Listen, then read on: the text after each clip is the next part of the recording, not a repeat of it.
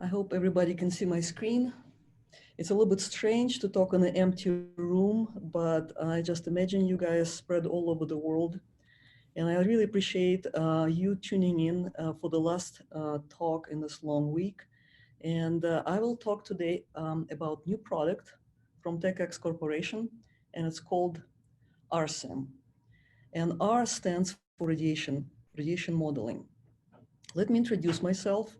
My name is Svetlana or Sveta Shasharina, and I have my email here, sveta@txcorp.com. I have been in this company from the beginning for many, many years, and I wear many hats in the company, and one of them is radiation hat. So what is RSim? RSim applications. Before I dive into setups and physics, actually I will not talk too much about the physics, mostly about the use of RSim. RSim applications are in predicting radiation effects and designing radiation shielding. This idea for this project came about when we started working with Europa mission, and we're trying to design an adequate shielding for a tool which will fly to Europa in a couple of years.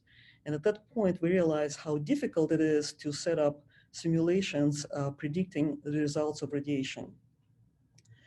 So that's why the prime application of RSim is probably designing of satellites for space missions for NASA, ESA, and other space agencies. Typical goal would be try to figure out how thick should be the shielding for a particular electronic device, or how to optimize the payload of the satellite or spacecraft and design probably a safe room for astronauts without designing the whole shielding very heavy.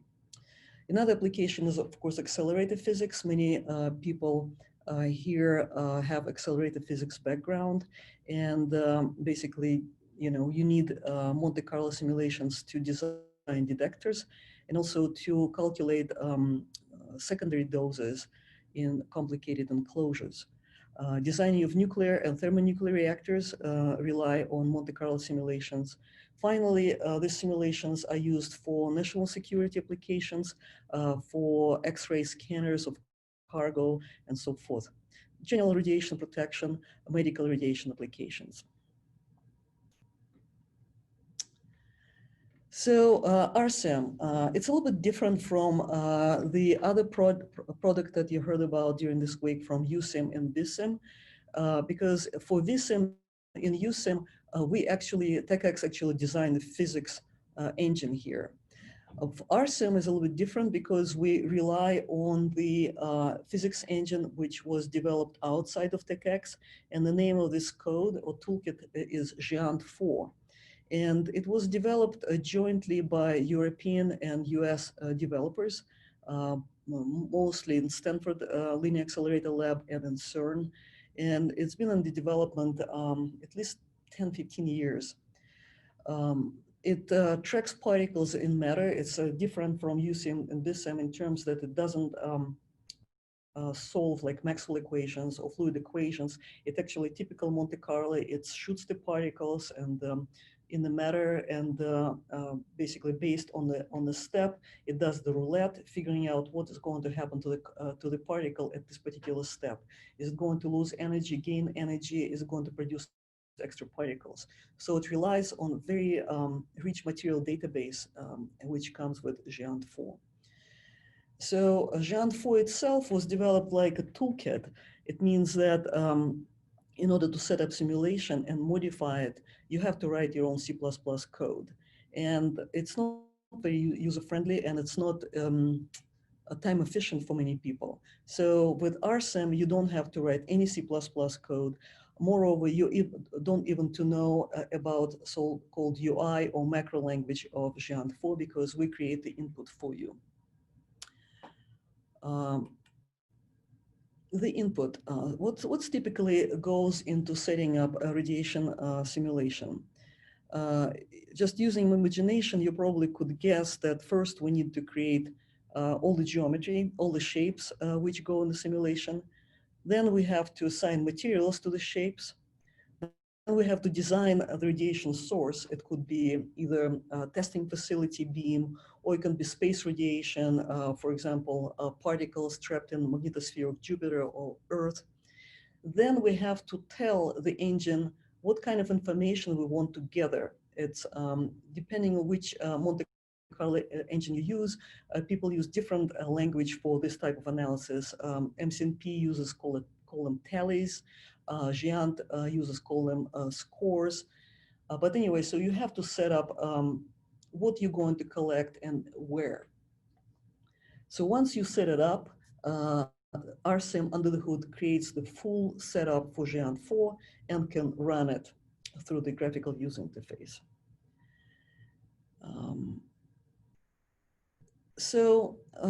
Similar to what you've seen in VSim, we have, in addition to geometry, materials, and so forth, we have several settings which could be considered basic or physics settings.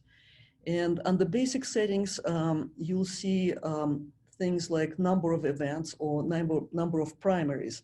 It's the size of the ensemble for the Monte Carlo, which you can create here. And it's limited to 10 to the 9th of particles. And it's good practice to start with smaller number of particles just to figure out if you have your simulation set up correctly. So other things under basic settings will be a number of threads, because Geant right now can run in parallel. And the good rule of thumb is to use one thread for your core. So typically I use like 4 threads for my simulations, or 6, depending on which computer I'm working.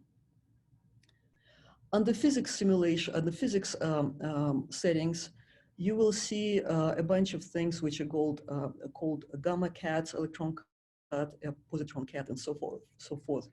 The cuts for Geant 4 are set in length. And the meaning of this thing is, if you set the cut for gamma, for example, 1 millimeter, it will mean that Geant will predict if the secondary gamma, will not go farther in this material more than 1 millimeter, it will not produce it. So it's a way to kind of stop the detailed simulation. And depending on the geometry that you're working with, you might want to set up differently. Like for space radiations, we typically, when we consider electronics, or we consider humans, we set the cuts to 1 millimeter. If you deal with, say, more detailed electronics and integrated circuits, you might want to set it to micron and so forth.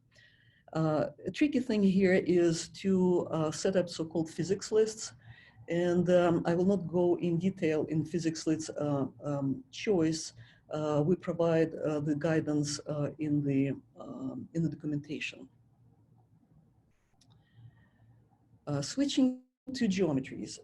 Similar to VSim, we can work with constructive solid geometry. It means that we're working with primitives such as boxes, spheres, cylinders, and so forth.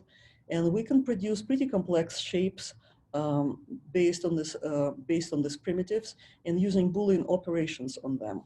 And I'll show you how it looks like in RSim itself. Here I set up a geometry which uses only constructive solid geometry. And it also takes into account all the parameters which I set here. And once again, I'm not sure how many people listen to presentations about VSim, so I apologize if I repeat some information which is common for VSim and RSim. So in the parameters, you can create a bunch of parameters which are basically formulas. And using this parametric representation, you can drive the setup of your simulation and geometries. For example, you set the thickness of your shield to something, and after you create the Boolean operation, which will take into account the outer shell and inner shell, and create the hollow shape with this particular thickness, you can just drive and modify everything by changing parameters rather than creating them from scratch. So I have a bunch of parameters here, and For using just a couple of tori and a couple of cylinders, I created a hollow pipe here and a hollow quarter torus, also hollow. Let me toggle the axis. Here it's, so you can see the shape here. You can clip it. Let me clip it in, say, Y, and you can see what's inside there. So basically, using these Boolean operations, I was able to create the hollow shape, and using the arrays, I created this kind of pseudo detector here. So in addition to using a constructive solid geometry, we can import CAD, and we import CAD in a particular format, which is called STEP. And we often have a question, why don't we import other formats? And it's just a matter of choice, and STEP is supported by pretty much every CAD tool you have in the world will output STEP for you. Proprietary formats, if we choose like SolidWorks format, it will not work with Autodesk and so forth. So we decided to go with STEP format. Similar to constructive solid geometries, you can create, you can manipulate on CAD. Like, for example, here I show the antenna, which was intersected with a cylinder. That's how I created this hole. Let me show you another example, which actually takes takes as input the one CAD file here. So this one, let me get rid of the source, and let me get rid of the grid here. And you can see this a little human phantom, which is a step file, which was imported here previously. And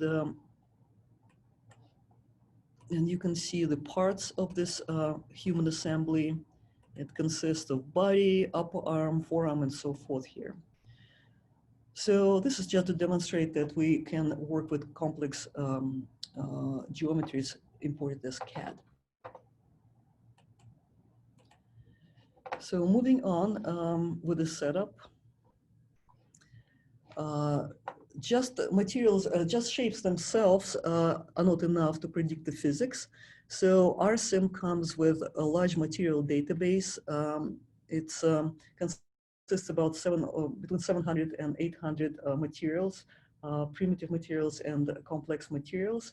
And you can add them to simulation and attach these materials to various shapes. You can look at the material database by switching between 3D view and material database. And you can see a bunch of materials here, and you can add new material by just adding it simulation, and you'll see it immediately appearing on the material here. Once it appears in the tree, it's accessible to all the shapes that you can, so it appears right here, but I will not change it for this simulation. So in addition to the material database, which comes with RSim, users can create their own custom materials. It's done by basically right-clicking on materials, and you can create a complex material by atomic ratio, which pretty much allows you to create various molecules. And you can create just mixtures by creating materials by fractional masses. You also can create new isotopes. I will not go into detail. And once again, all this is detailedly documented in the RSim. Switching on back to presentation. So the next step which we need to set up for the simulation is to specify the radiation environment. And when you're thinking about radiation source, you should start thinking about the shape of this radiation source, pretty much location of where the particles are coming from, photons, electrons. And we can create various shapes. It could be surfaces or volumes from constructed solid geometry shapes. It could be a point source, and it can be ellipse and rectangle. And with rectangle, it's commonly used when you have radiation testing facility and you have kind of uniform beam shining on your geometry. In addition to shape of the radiation source, you can specify angular distribution. And it can be cosine, which is pretty much, it's called omnidirectional distribution, which is common for space radiation sources, isotropic and focused. With the energy spectrum, we can use multiple formulas. And you can see here, I showed several formulas, could be linear, power law, exponential, and so forth. Or you can specify a tabulated source, which pretty much specifies the differential fluence of your source. It's basically how many particles are in, per unit of MeV in the whole radiation environment. It's common for NASA missions, for JPL experiments. Basically, they give us a file which gives you differential fluence and integral fluence. And we can specify this data in a text file. And recent addition is the weighted source, linearly weighted source. And this is done for once again, for sources common for space environment, when you have a very non-uniform distribution of the particles within energy, but some bins which have very few particles contribute significantly to the scoring result. So we need to represent them better, and it's done by weighted source, basically creating particles, more particles in this particular bin, but with less weight. So yeah, I kind of switched here on this source. So we can do this linear weighted source. In addition, this is very recent addition, and I'm not going to demo that, is produce the biased source. What is biasing? So imagine that you have space radiation source. It means that you represent the space radiation as a pretty much a sphere, surface of sphere, and particles are shooting towards your target omnidirectionally. And as you go in and in more and more into the payload, due to the interactions of this source particles with the matter, you'll be losing these particles. But you need to get to your target, what could be electronics or human. So what we do here, and what's done in Geant, we create spheres around this target, and as the particles go to spheres, they pretty much multiply with a less weight. So it's called biasing the source, and it improves statistics significantly and allows you to get entries even for the very deep payloads. So the final thing for the setup of RSim is specification of what exactly you want to calculate. And I can show it right here. So it's under tallies here. You can create mesh tally, source tally, and volume tally. Let me start with volume tally. So you remember that I have the geometry there, and there are a bunch of volumes here. Could be disks, could be a human head, could be any part.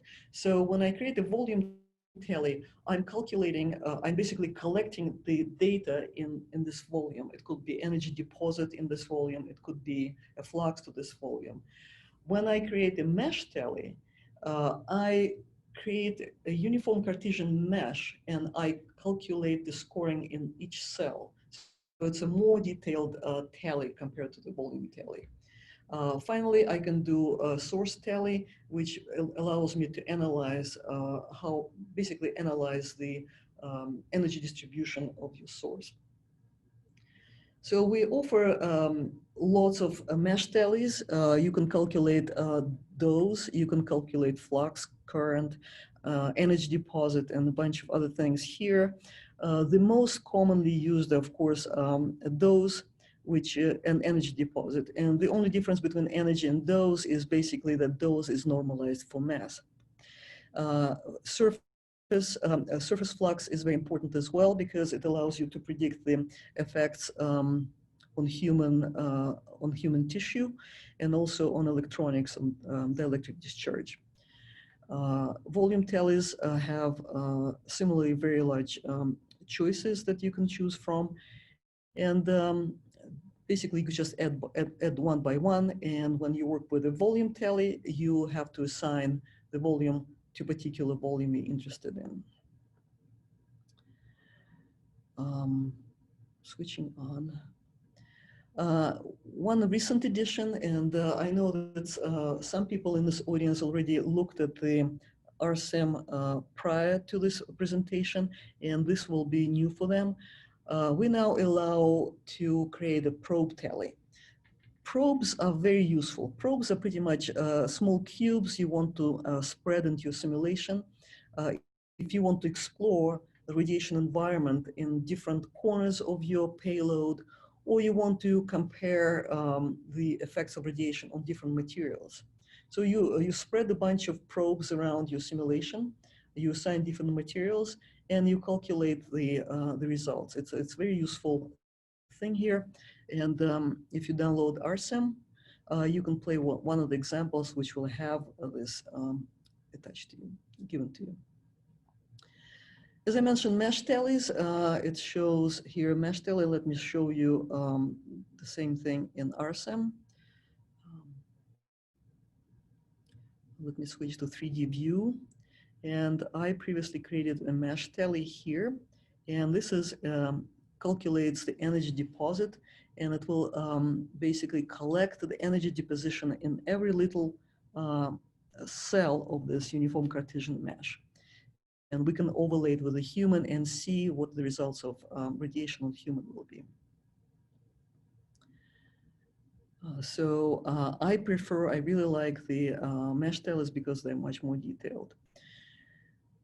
So once you set up your simulation, which is set here right now, you can switch to Run panel. Let me save it. And for people who work with VSim, they'll see that's a little bit different here. But because we set up the number of threads in the setup here, and we cannot override any runtime parameters here. So we can run the simulation. I pre-ran it before. And if the simulation takes a long time to run, you can force stop it and visualize the results. So let's look at the visualization.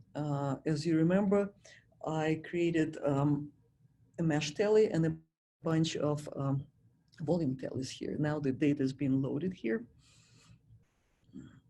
So this is 3D visualization. Let me switch again. Of volume tallies here. And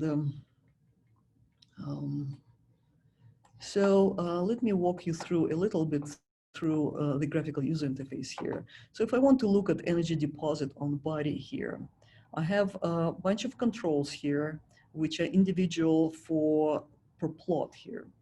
So I can clip it. I can change the log colors. I can display contours which are not very good for volume tallies. I'll show them better on the mesh tally. You can switch to various different color tables and analyze the data. Let me look at the mesh tally here. So the mesh tally here, you can see that it's basically collecting data in each cell. What I did previously here, I clipped the plot in the X direction, and you can change the position of the cross section to see the results. You can switch, this representation, so-called zonal representation. It's not smooth. You might want to switch to nodal representation, which is better for publications quite often. So this is regarding the visualization, and as you can see, you can do all kinds of manipulations of 3D.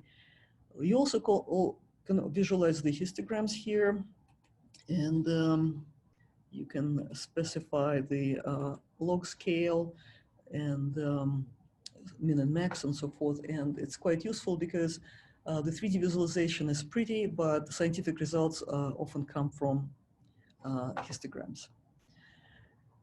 So let me switch further.